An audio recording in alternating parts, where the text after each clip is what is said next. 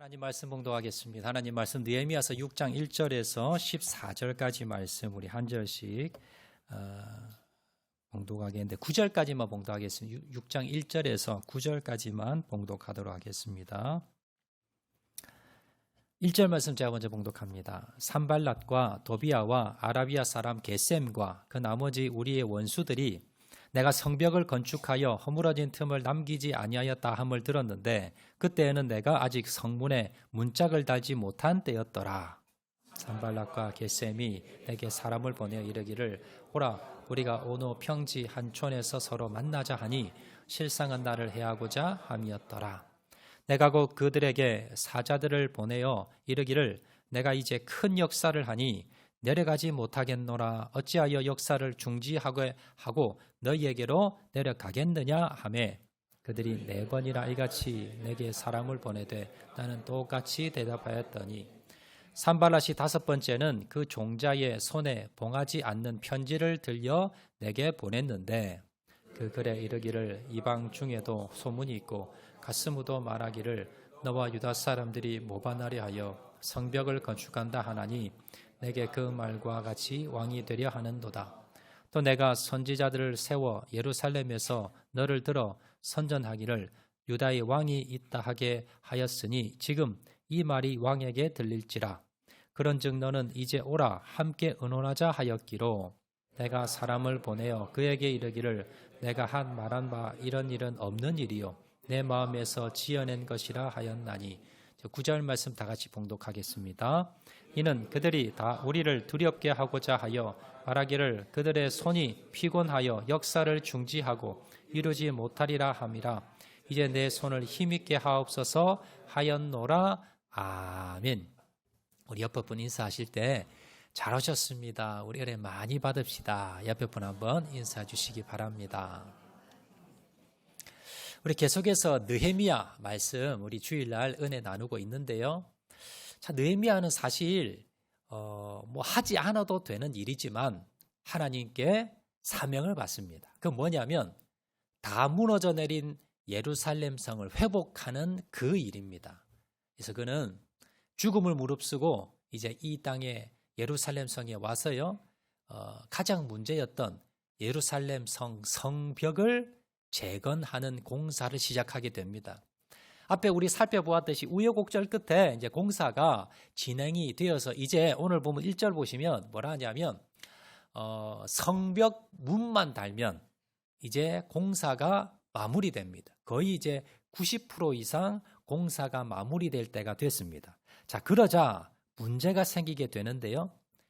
예루살렘 성벽을 완성하면 이제 주위에 있는 나라들이 더 이상 이제 약탈을 하지 못하니까 주위에서 막바지 발악의 공격이 시작이 됩니다. 그리고는 느헤미야에게요 편지를 보내서 연락을 해서 오노 평지에서 만나자라고 이제 연락을 합니다. 오노 평지는 느헤미야가 있는 곳과 이 산발랏이 있는 곳이 한 중간 정도 되는데요. 그 목적이 뭐냐면 암살하려는 목적입니다. 느헤미야만 죽이면 이 공사가 이제 중지될 거야. 그래서 이 공사를 중지하기 위해서 이제 느헤미야를 암살하려는 작전을 벌였더라라는 겁니다. 그럼 여기서 알 수 있는 게 뭐냐면 하나님의 일을 하더라도 방해가 있을 수 있다는 겁니다. 여러분들이 내가 이제 주일 성수해야지. 내가 이제 매일마다 하나님의 말씀 읽고 우리가 가정에서 예배 드리고 내가 이제 매일마다 기도해야지. 내가 하나님 말씀 따라 내가 순종하며 살아야지. 하나님 주신 사명 내가 이제 감당해야지라고 하고 결단하고 하시면 어려움도 없고 그리고 문제점도 없고 그렇지 않다는 겁니다. 방해하는 세력이 나타나고 옆에 가족들의 반대와 또 여러 가지 여러분 손가락질과 여러 가지 어려움과 고난이 있다는 거예요. 이걸 아셔야 돼요. 그것도 한 번 있는 것이 아니라 계속 있다는 겁니다. 앞에서 느헤미야가 이 적들의 공격을 막아냈습니다. 그럼에도 불구하고 지금 마지막까지 끝까지 또 괴롭히는 그러한 사건이 발생한다는 거예요. 그리고 또 한 가지 여러분 본문에서 알 수 있는 것은 뭐냐면요. 자, 적들이 노리는 게 뭘까요? 백성이 아닙니다. 누구 노립니까? 느헤미야입니다. 느헤미야가 지도자이기 때문에 느헤미야만 죽이면 해결된다는 거예요. 이게 뭐냐면 여러분 교회를 쓰러뜨리기 위해서 누구 공격할까요? 사단이. 담임 목사 공격합니다. 교회 장로님들 공격합니다. 그 공동체의 리더를 공격한다는 거예요. 여러분 그래서 우리 교회가 든든히 서가기 위해서는요. 우리 교회에서 세운 리더들을 여러분들이 보호해 주셔야 돼요. 그리고 위에서 기도하셔야 됩니다. 가정에는요. 여러분 가정을 쓰러뜨리려고 합니다. 나라는 대통령을 쓰러뜨리려고 하고요. 사단이 믿음의 공동체 가운데 리더를 집중 공격해서 죽이려고 한다는 걸 여러분 아셔야 돼요. 자 그러면 느헤미야가 이러한 외부의 공격 가운데 어떻게 그가 실패하지 않고 넘어지지 않고 끝까지 주신 사명을 끝까지 이 사역을 완성할 수가 있었는가? 자, 그 비결을 오늘 본문을 통해서 4가지 정도로 한번 살펴보도록 하겠습니다. 자, 첫 번째입니다. 우리가 하나님 주신 사명을 하나님 주신 그 사명을 내가 감당하고 나아갈 때 어려움이 있고 고난이 있고 공격이 있을 때 어떻게 그 어려움을 끝까지 우리가 포기하지 않고 넘어지지 않고 실패하지 않고 감당할 수 있는가? 그 첫 번째 비결은 분별력을 가지는 겁니다. 자, 적들은요, 느헤미야에게 오노 평지에서 좀 만나자라고 이야기합니다. 만나는 이유가 아마 이렇게 이야기했겠지요. 우리가 좀 평화롭게 지내자. 우리가 예전에는 막 약탈도 하고 여러 가지 감정이 안 좋았는데 우리가 만나서 평화협정을 좀 맺고 그래서 서로 좀 좋게 지내자라고 하면서 이제 만나자고 조치를 한 겁니다. 자, 보통 사람 같으면요, 이런 제의가 오면 만나겠지요. 예를 들어서 평소에 여러분을 막 모함하고 다니고 여러분을 막 못살게 오는 사람이 있어요. 근데 커피숍에서 우리가 한번 만나자. 그래서 만나서 우리가 앞으로 이제 사이좋게 지내자. 한번 만납시다 하면 여러분 나가겠어요? 안 나가겠어요? 나가겠죠. 자, 근데 그런 상황이라는 거예요. 자, 그런데 느헤미야는요, 나가지 않습니다. 왜냐하면 분별력이 있었기 때문에. 자, 2절 말씀 보시면 이렇게 말씀합니다. 다 같이 읽겠습니다. 시작. 산발랏과 겟셈이 내게 사람을 보내어 이르기를 오라 우리가 오노 평지 한 촌에서 서로 만나자 하니 실상은 나를 해하고자 함이었더라. 느헤미야는요, 그들의 마음을 읽고 있어요. 아, 저들이 왜 만나자고 하는가라는 걸 알았다는 거예요. 이게 뭐예요? 분별력입니다. 내가 지금 이 사람을 만나야 되나 만나지 말아야 되나, 이걸 해야 되나 하지 말아야 되나, 무엇을 선택하는가. 우리는 우리가 인생을 살면서요, 수많은 선택을 합니다. 그런데 거기에서 뭐예요? 지나고 난 뒤에 후회하는 선택을 할 때도 있어요. 아, 내가 저 사람 만나지 말아야 되는데, 내가 그때 나가지 말았어야 되는데, 내가 이걸 선택하지 말았어야 되는데. 반대로요, 그래 내가 그때 정말 잘 선택했지, 내가 그때 정말 잘 만났지, 내가 정말 저걸 잘 내가 했지. 이게 뭐예요? 분별력입니다. 인생을 성공하는 사람들은요, 이 판단력과 분별력이 좋습니다. 여러분, 특별히 신앙생활하는 사람들은요, 영적인 판단력과 분별력이 있어야 돼요. 여러분, 이게 없으면 여러분들이 매일 고난 당합니다. 어려움 당합니다. 그리고 후회하는 인생이 됩니다. 여러분, 어떤 학교로 갈지, 그리고 누가 결혼을 할지, 그리고 어디에서 내가 어떤 사역을 할지, 이 모든 것이 뭐예요? 나의 선택인데 그 선택 앞에 무엇이 있어야 됩니까? 분별력이 있어야 됩니다. 판단력이 있어야 됩니다. 이게 없으면 내 인생이 곤란해진다는 겁니다. 자, 그러면 우리가 느헤미야는 도대체 그러면 어떻게 이렇게 분별력이 있었는가? 그들이 만나자고 했을 때 이건 나를 해치고자 합니다라는 거 어떻게 깨달았고, 그리고 그 자리에 나가지 말아야 되는 거 어떻게 알 수 있었는가? 느헤미야는요, 오늘 본문에 구체적으로 나오지 않지만 앞에 우리가 살펴본 대로 느헤미야는요, 하나님의 말씀을 항상 묵상했습니다. 그리고 항상 기도하는 사람입니다. 여러분, 성경에 보면 느헤미야서 처음부터 끝까지 한번 읽어보시면 특이한 게 뭐냐면 하나님께서 느헤미야에게 이렇게 말씀하셨다, 하나님께서 느헤미야에게 이렇게 계시하시기를, 이런 말이 하나도 없습니다.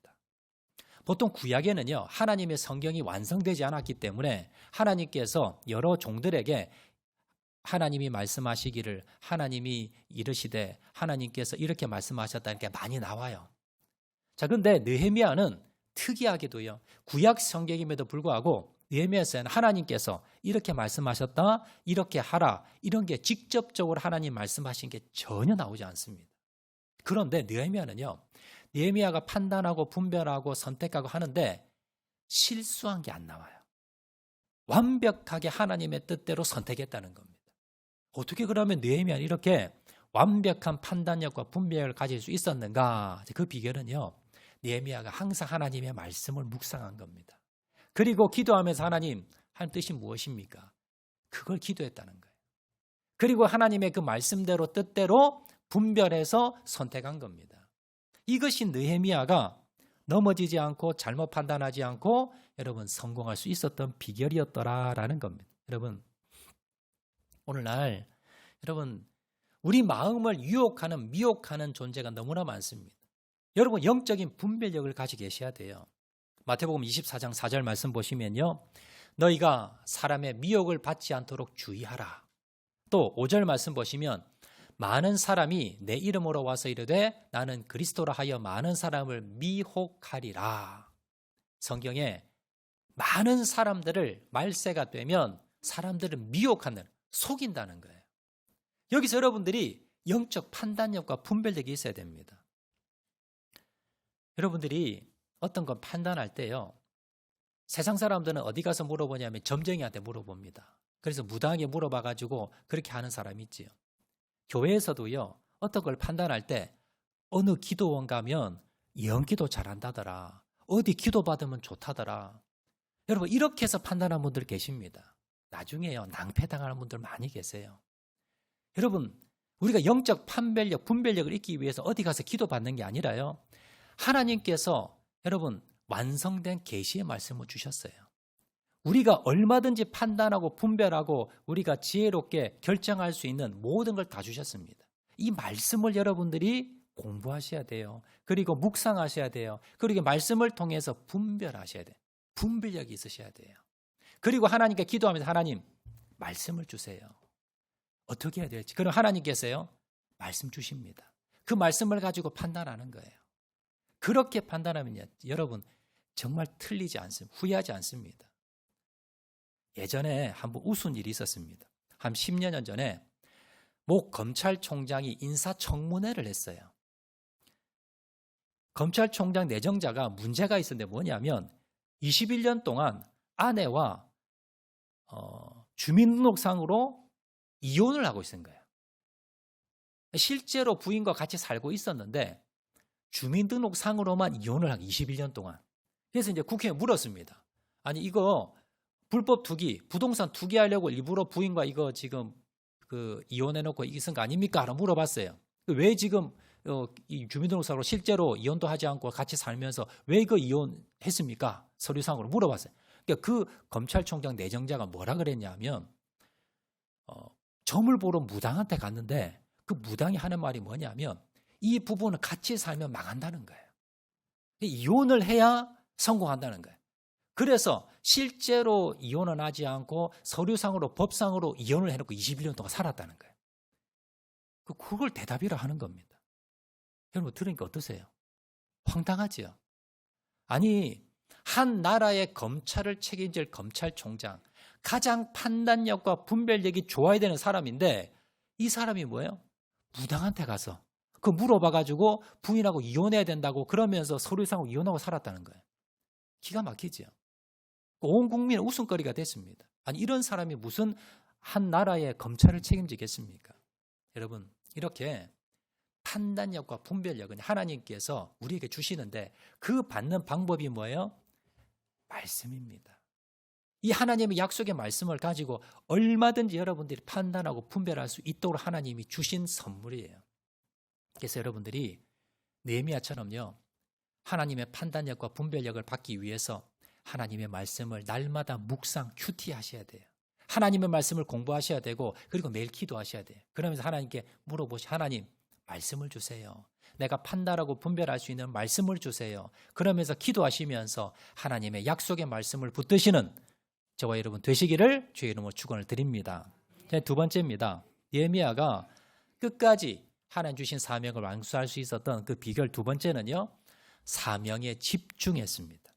자, 느헤미야가 암살 계획을 눈치채고 협상을 거부하자 대적들은요 4번이나 계속 끈질기게 만나자고 요구합니다. 자, 4절 말씀 보시면 그들이 다 같이 읽겠습니다. 시작. 그들이 4번이나 이같이 내게 사람을 보내되 나는 꼭같이 대답하였더니 4번이나 사람을 계속 보냈다는 거예요. 근데 느헤미야가 똑같이 대답했는데 자, 뭐라고 대답했느냐? 자, 3절에 보시면요. 느헤미야가 만나지 않은 이유가 있습니다. 그 이유를 3절에 보면 나와 있는데 자, 3절 읽겠습니다. 시작. 내가 곧 그들에게 사자들을 보내어 이르기를 내가 이제 큰 역사를 하니 내려가지 못하겠노라. 어찌하여 역사를 중지하게 하고 너희에게로 내려가겠느냐 하매. 자, 여기 보시면 느헤미야가 저들의 끈질긴 요구에도 흔들리지 않고 만나지 않았던 이유가 두 번째 이유예요. 첫 번째 이유는 영적 분별력이 있어요. 이들이 나를 해치려 하는구나. 두 번째는 뭐냐면 자, 하반절에 보면 어찌하여 역사를 중지하게 하고 너희에게로 내려가겠느냐. 그 이유가 뭐예요? 내가 지금 바빠서 하는 일이. 내가 지금 하는 일이 바빠서 너희 만날 시간이 있다 없다? 없다는 거예요. 그래서 안 나갔다는 겁니다. 느헤미야는요. 적들의 그 유혹에 그 계략에 빠지지 않고 끝까지 일을 감당할 수 있었던 비결이 뭐냐면 하나님이 주신 일에 전념했다는 겁니다. 성벽 공사 하나님이 주신 사명이 뭐냐? 거기에 전심전력을 다해 하는데 그 사람 만날 시간이 없었다는 겁니다. 여기서 우리가요. 하나님이 주시는 영적 분별력, 판단력, 분별력이 조금 모자라도 이게 조금 틀려도 그래도 여러분들이 유혹에 넘어가지 않는 비결이 하나 있는데 그게 뭐냐면 하나님 주신 일에 최선을 다하는 겁니다. 하나님 주신 일에 최선을 다하고 있으면 여러분 옆길로 셀 일도 없고요. 그리고 내가 미혹에 빠질 일도 없습니다. 대표적인 예가 다윗입니다. 여러분 다윗이 나라에 전쟁이 일어났어요. 그런데 다윗이 그 전쟁에 나가거나 아니면 그 전쟁 상황을 계속 보고받으면서 후방에 있으면서 전쟁을 지휘하거나 자 그렇게 해야 되는데 전쟁 상황에 뭘 하느냐? 한가로이 뭡니까? 남의 유부녀를 쳐다보고 있었어요. 자 그러자 어떤 일이 벌어졌습니까? 결국은 그 유부녀를 뭡니까? 통해서 불륜을 저지르는 죄를 짓게 됐다는 거예요. 그가 예전에는 젊을 때는 전쟁터에 나가면 전쟁에 그가 최선을 다합니다.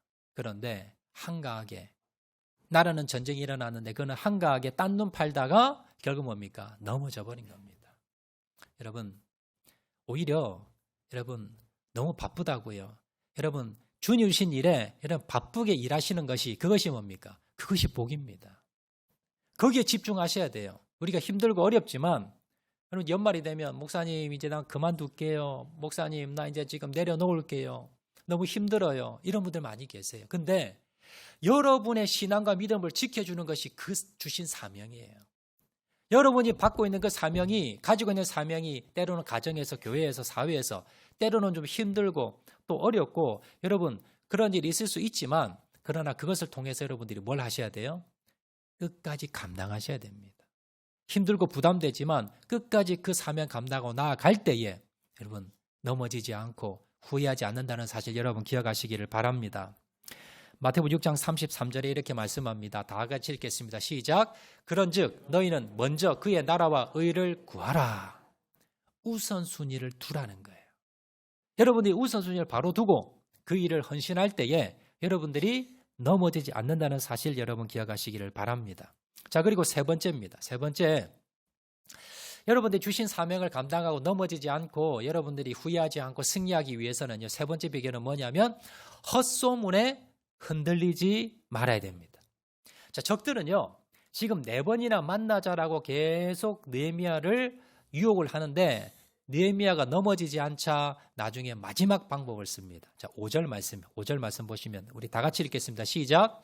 산발랏이 5번째는 그 종자의 손에 봉하지 않는 편지를 들려 내게 보냈는데 4번까지 응하지가 않자 5번째는 어떻게 하느냐 하면 산발랏이 느헤미야에게 편지를 보내는데 근데 특이하게 편지에 봉하지 않았다. 편지 봉투를 누구나 열어서 볼 수 있도록 열어놨다는 거예요. 여러분, 편지 봉투가 열려 있으면 여러분 안에 내용을 보고 싶습니까? 보기 싫습니까? 보고 싶죠? 그걸 이용한 거예요. 사람들이 요즘처럼 여러분 뭐 우체부가 배달하는 게 아니고 그때 사람 인편을 통해서 넘기게 주는 거예요. 근데 그걸 열어놓은 거예요, 봉투를. 그러면 전달하는 사람이 궁금하잖아요. 뭐 들었나? 그래서 꺼내서 읽어보니까 뭐예요? 엄청난 내용을 적어놓은 겁니다. 또 중간에서 사람이 안 봤다 하더라도요. 자, 느헤미야가 편지를 딱 받았는데 근데 뭐예요? 보니까 열려 있어요. 누군가 볼 수도 있어요. 꺼내서 보니까 내용이 뭐냐? 영모입니다. 영모. 자, 6절 7절 말씀 보겠습니다. 6절 7절 우리 다 같이 읽겠습니다. 시작. 그 글에 이르기를 이방 중에도 소문이 있고 가스무도 말하기를 너와 유다 사람들이 모반하려 하여 성벽을 건축한다 하나니 내게 그 말과 같이 왕이 되려 하는도다. 또 내가 선지자를 세워 예루살렘에서 너를 들어 선전하기를 유다에 왕이 있다 하게 하였으니 지금 이 말이 왕에게 들릴지라 그런즉 너는 이제 오라 함께 의논하자 하였기로. 자, 두 가지 소문을 냅니다. 첫 번째 소문은 뭐냐면 지금 소문이 파다하다는 거예요. 느헤미야가 지금 총독으로 아닥사스다 왕의 총독으로 신분을 끌어 와서 성벽을 공설을 하는데 이 성벽을 건설해서 결국 뭐예요? 여기서 왕이 되겠다는 거예요. 독립운동을 해서 이 유다 땅에 자기가 왕이 되기 위해서, 다른 말로 영모를 꾸미기 위해서 지금 왔다는 겁니다. 그래서 지금 성경공사 한다는 겁니다. 자, 그래서 또 7절에 보시면 느헤미야가 선지자, 예언하는 사람을, 가짜 예언자를 세워서 지금 유다 땅에 왕이 나왔다. 지금 새로운 왕이 나왔다. 이렇게 가짜 선지자를 세워가지고 그렇게 소문을 퍼뜨리고 있다는 거예요. 요게 왕의 귀에 들어가면 난리 난다는 거예요. 그래서 이걸 우리가 해결해 줄 테니까 좀 나오라. 요렇게 한 겁니다. 그걸 써놓은 거예요. 여러분, 예전에 여러분 그 TV에 사극 많이 보시지요? 사극에서 용서 안 되는 죄가 있습니다. 왕에게. 왕이 봤을 때 이건 절대 용서 못하고요. 사돈 8촌까지 그냥 다 쓸어버리는 죄가 있습니다. 이게 뭐냐? 영모입니다. 영모. 영모를 깨하면요. 이건 뭐 내 형제든 뭐 친척이든 내 뭐 오른팔 왼팔 상관없어요. 모두 다 죽여버립니다. 이건 엄청난 사건이에요. 그런데 이 소문을 뭐예요? 지금 산발락과 이 적들이 이 소문을 자기들이 퍼뜨리는 거예요. 실제로 소문이 없는데 자기들이 편지에다 이런 소문이 있습니다라고 하고는요. 적어서 봉하지 않고 열어서 사람들이 계속 보게끔, 그리고 느헤미야가 마음이 흔들리도록 이런 편지를 보냈다는 겁니다. 여러분, 느헤미야가 이 편지를 받아보고 마음이 얼마나 힘들었겠습니까? 얼마나 불안했겠습니까? 자, 그런데 느헤미야가 어떻게 행동했느냐? 8절 9절 말씀입니다. 자, 8절 9절 말씀 다 같이 읽겠습니다. 시작. 내가 사람을 보내어 그에게 이르기를 내가 말한 바 이런 일은 없는 일이요 내 마음에서 지어낸 것이라 하였나니 이는 그들이 다 우리를 두렵게 하고자 하여 말하기를 그들의 손이 피곤하여 역사를 중지하고 이루지 못하리라 함이라. 이제 내 손을 힘있게 하옵소서 하였더라. 느헤미야는요, 흔들리지 않습니다. 이런 헛소문과 이런 여러분 영모의 소문이 있다고 하는데도 느헤미야가 어떻게 하냐면 사람을 보내요. 그들에게 이르기를 내가 말한 바 이런 일은 없는 일이요 아니라는 겁니다. 그리고 너희 마음에 지어낸 것이다. 자, 이렇게 답변을 하고는요. 자, 그리고는 9절에 이는 그들이 다 우리를 두렵게 하고자 한 말이다. 그래서 결국 뭡니까? 하나님의 역사를 중지하고 이루지 못하게 하려 합니다. 라고 판단했다는 겁니다. 여러분도 아마 교회에서요, 이런 헛소문들, 일어나지 않은 일에 대해서 여러분 수근수근거리고 여러분 소문이 이런 거 아마 들어보신 적 한 분, 두 분 다 계실 겁니다. 여러분 교회 안에서요, 뭐 사기죄가, 폭행죄가, 뭐 절도죄가 그런 죄가 거의 없습니다. 요즘 교회에서. 그런데 여전히 교회에서 제일 많은 죄가 뭐냐 하면 이 모함죄입니다. 일어나지도 않은 일, 하지도 않은 말, 모이지도 않은 모임, 이런 것들 뭡니까? 내가 보지도 않고 내가 경험하지도 않았으면서 어떻게 합니까? 딴 사람이 옮기는 거예요. 야, 누가 이런 말 했대. 누가 이렇게 모였대. 누가 이렇게 행동했대. 그러면서 있지도 않은 말, 하지도 않은 행동을 했다고 모함해서 이게 뭡니까? 또 소문이 어떻습니까? 넘어가면 넘어갈수록 또 더 커지지요. 그래서 모함을 당하고 억울한 일을 당하고 손가락질을 당하고 이런 일을 비일비재하다는 겁니다. 여러분, 이것 때문에 상처를 받고 아픔을 받고 교회를 떠나는 경우도 있습니다. 그래서요, 여러분 교회에서 조심해야 될 것은 뭐냐면 내가 눈으로 직접 확인한 것, 그리고 내가 직접 말 들은 것 외에는요, 옮기지 마세요. 누가 이랬더라, 누가 저랬더라, 그 말은요, 절대 옮기는 게 아닙니다.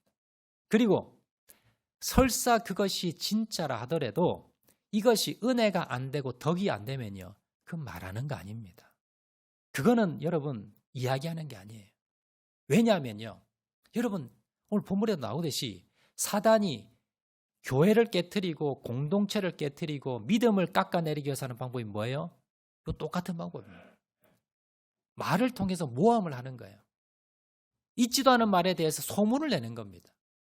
근데 교회에서 이 사단의 앞잡이가 되어서 이걸 이용당하는 사람들이 있다는 거예요. 그걸 퍼뜨리고 그걸 이야기하고, 그래서 결국 뭐예요? 공동체를 깨트리는 사람들이라는 겁니다. 여러분, 말 한마디로 사람 죽입니다. 실제로 많이 죽었어요. 여러분, 최진실이라는 탤런트 아시죠? 모르세요? 아시죠? 죽었잖아요. 그죠? 자살해 죽었어요. 왜 죽었습니까? 소문 때문에. 나중에 밝혀졌는데 어느 은행 여직원이 그냥 재미삼아 그 당시 이제 그 최진실과 친한 연예인이 죽었어요. 자살해서. 근데 죽은 이유가 최진실이 돈을 빌려주고 그걸 안 갚는다고 계속 최진실이가 이제 그 사람을 괴롭혀서 그래서 그 사람이 죽었다라는 유언비어를 인터넷에 올린 거예요.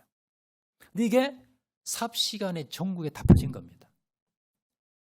그 소식을 듣고 그 루머를 듣고 최진실이가 억울해서 자기 집 화장실에서 극단적인 선택하고 죽었어요. 여러분, 말 한마디가 사람을 부지기수로 많이 죽었습니다. 사람들이. 여러분, 정말 말 한마디 조심해야 돼요. 여러분의 잘못된 그 말 한마디, 그 헛소문 하나 때문에 정말 뭡니까? 사람이 죽어나갈 수도 있다는 겁니다. 특별히 교회에서 여러분들이 말을 정말 조심해야 됩니다. 그래서 여러분, 성경에서는요, 말에 대해서 엄청나게 말이 많이 교훈하고 계십니다. 여러분, 잠언 8장 21절 한번 보세요. 한번 띄워주시기 바랍니다. 다 같이 읽겠습니다. 시작. 죽고 사는 것이 혀의 힘에 달렸나니 혀를 쓰기 좋아하는 자는 혀의 열매를 먹느니라. 성경에서 나오잖아요. 죽고 사는 것. 사람을 죽일 수도 있고 살릴 수도 있는 게 뭐예요? 혀의 힘. 여러분, 말 한마디로 사람을 진짜 죽여요. 그리고 말 한마디도 뭐예요? 반대로 살릴 수 있다는 겁니다. 그래서 말의 힘이 얼마나 중요한가. 자, 그리고 에베소서 4장 29절 말씀. 다 같이 읽겠습니다. 시작. 무릇 더러운 말은 너희 입 밖에도 내지 말고 오직 덕을 세우는 데 소용되는 대로 선한 말을 하여 듣는 자들에게 은혜를 끼치게 하라. 교회에서 특별히 그리스도인들은요, 가정에서 교회에서 성도들은 어떤 말을 해야 되느냐? 첫 번째는 진실의 말을 하셔야 돼요. 내가 경험하지 않은 말 여러분 말하면 안 돼요. 그리고 진실의 말이라 하더라도, 정말 사실이라 하더라도 어떤 말을 하라? 오직 덕을 세우는데 소용되는 대로 선한 말을 하라. 여러분들이 생각 없이 말하지 마시고요. 한마디를 할 때 이 말이 교회의 덕을 세우느냐 아니면 덕을 세우지 못하느냐. 자, 듣는 자들에게 은혜를 끼치. 내가 말을 할 때 듣는 사람이 은혜가 되냐 되지 않냐 요걸 보라는 거예요. 내가 말을 했는데 정말 내가 진실의 말을 했어요. 내가 정말 바른 말을 했어요. 그런데 문제는 내가 말하고 난 뒤에 교회가 덕이 안 돼요. 덕이 안 돼요. 또 듣는 사람이 은혜가 안 돼요. 자, 그 말은 하지 말라는 겁니다. 여러분들이 정말 말할 때 정말 조심해야 돼요. 내가 부부도 마찬가지입니다. 가깝다고 여러분 함부로 말하면 안 되고요. 내가 아내에게, 아내가 남편에게, 여러분 자녀들에게 내가 이 말을 해서 가정에 덕이 되냐. 그리고 내가 이 말을 해서 상대편 배우자가 은혜가 되냐? 그걸 말하는 거예요. 여러분, 얼마나 말로 우리가 상처를 많이 주고 아픔을 많이 주고, 그리고 많은 사람들이 이것 때문에 너무너무 힘들어합니다. 제가 목회하면서요, 거의 10이면 9이 이런 문제입니다.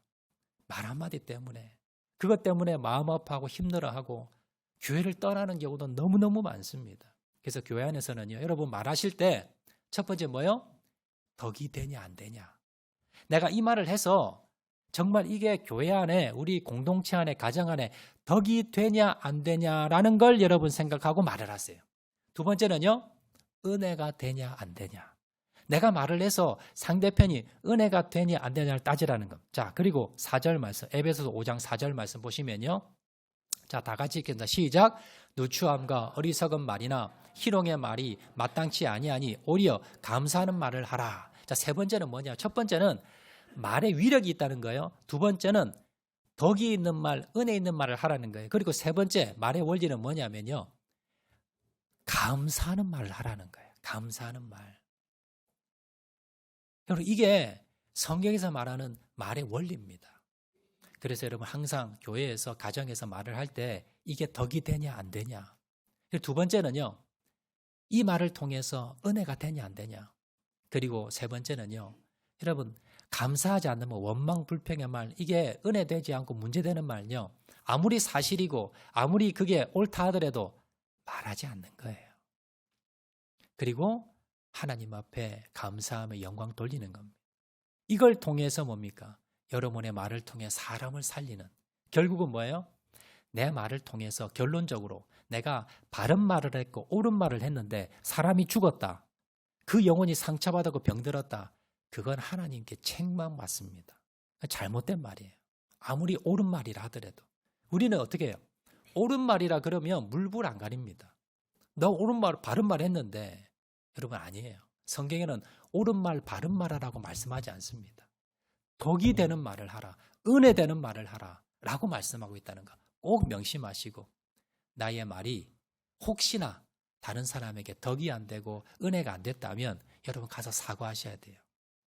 내가 바른 말을 했다 하더라도 상대편이 상처받았다면, 아픔을 당했다, 특히 여러분 믿음이 약한 영혼들이 은혜가 안 됐다면요, 먼저 교회 오신 분이, 직분이 높은 분이, 제가 항상 말하지요, 권사님하고 집사님하고 문제가 났어요.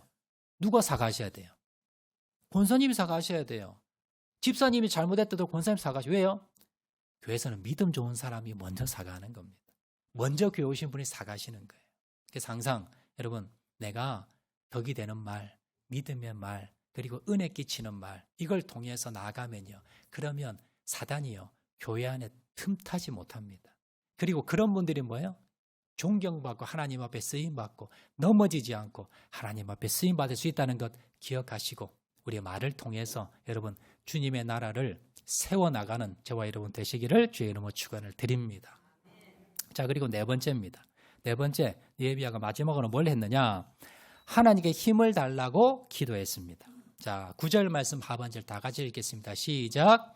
이제 내 손을 힘있게 하옵소서 하였더라. 느헤미야가요, 이렇게 분별력 있게 하지만 얼마나 힘들었겠습니까? 계속해서 흔듭니다. 여러분 모함 당해보셨죠? 내가 하지도 않은 말, 내가 하지도 않은 행동 했다고 여러분 억울한 일 당해보셨잖아요. 얼마나 마음이 힘들어요. 여러분 그때 어떻게 하십니까? 느헤미야는요, 하나님께 나아갑니다. 그래서 하나님께 뭐라 기도합니까? 하나님, 내 손에 힘을 주세요. 내가 마음이 너무 힘듭니다. 내가 지금 모함을 당하고 있습니다. 너무 억울합니다. 하나님, 내가 이 일을 감당할 수 있도록, 헤쳐나갈 수 있도록 힘을 주세요. 하나님 앞에 기도했다는 겁니다. 여러분, 지금 힘든 가운데, 어려운 가운데 모함을 당했다거나 억울한 일을 당했다거나 아니면 다른 사람의 어떤 철없는 말로 여러분 상처받았다거나, 여러분 아픔 가운데, 또 어려운 가운데, 또 하나님 주신 사명 내가 감당을 하고 있지만 하나님 너무 힘듭니다. 내가 감당하기 너무 힘듭니다. 너무 낙심이 절망이 됩니다. 이런 분 계십니까? 여러분 하나님 기도해 보세요. 하나님 이렇게 말씀하십니다. 이사야서 41장 10절 말씀 우리 다 같이 읽겠습니다. 시작. 두려워하지 말라. 내가 너와 함께 함이라. 놀라지 말라. 나는 내 하나님이 됨이라. 내가 너를 굳세게 하리라. 참으로 너를 도와주리라. 참으로 나의 의로운 오른손으로 너를 붙들리라. 아멘이지요. 권사님 제일 크게 아멘 하시네. 제가 한 번 더 읽어드릴 테니까 여러분 들어보시고 이게 진짜 하나님의 음성이라 생각하시면 크게 한번 아멘 해보세요. 두려워하지 말라. 내가 너와 함께함이라. 놀라지 말라. 나는 내 하나님이 됨이라. 내가 너를 굳세게 하리라. 참으로 너를 도와주리라. 참으로 나의 의로운 오른손으로 너를 붙들리라. 여러분 이 말씀을요 하나님의 음성으로 드시기 바랍니다. 여러분 낙심되고 절망이 되고 힘들고 하나님 가정에서 교회에서 사회에서 하나님 주신 사명 내가 감당이 너무 힘듭니다. 이런 분들 계시면요 이사야서 41장 10절 말씀 여러분 이거 메모해 놓으시든지 핸드폰에 여러분 저장해 놓으시든지 내가 너를 굳세게 하리라. 참으로 너를 도와주리라. 참으로 나의 오른손으로 너를 붙들리라. 이 말씀 묵상하시면서 힘을 내시고 다시 일어나시는 저와 여러분 되시기를 주의 이름으로 축원을 드립니다. 말씀 맺도록 하겠습니다. 여러분 하나님의 말씀대로 살려고 하면요 여러분 순탄하지 않습니다. 사단의 공격이 시작이 됩니다. 그것도요 끝까지 합니다. 여러분들이 그러나 두려워하지 않을 이유는 이 모든 일에서 여러분 첫 번째 뭘 가지셔야 돼요? 분별력, 영적인 분별력. 이게 지금 사단이 나를 공격하구나. 예를 들어 여러분이 가정에서 내가 믿음 생활 하려면요 가족들이 여러분을 힘들게 할 거예요. 그 가족을 미워할 필요 없어요. 가족 뒤에 있는 누구요? 사단의 영적인 분별력을 가지셔야 되는 거예요. 이 영적인 분별력이에요. 자, 두 번째는 맡은 일에 집중하는 겁니다. 주신 사명에 여러분 최선을 다하고 집중하세요. 그러면 한눈 팔 겨를이 없습니다. 세 번째는요. 여러분이 억울한 소리를 듣고 억울한 일을 당해도 흔들리지 마십니다.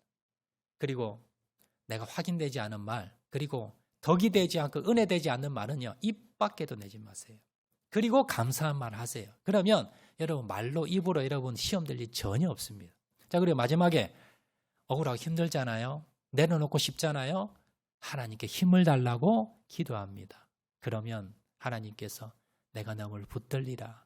내가 너의 오른손으로 내가 붙들리라. 함께 할 것이다. 그 하나님의 음성을 들으시고 오늘도 다시 일어나셔서 주신 사명을 감당하고 나가는 저와 여러분 되시기를 주의 이름으로 축원을 드립니다. 자, 우리 말씀 생각하면서 다 같이 한번 찬양하도록 하겠는데요. 주는 완전합니다. 우리 한번 찬양하겠습니다.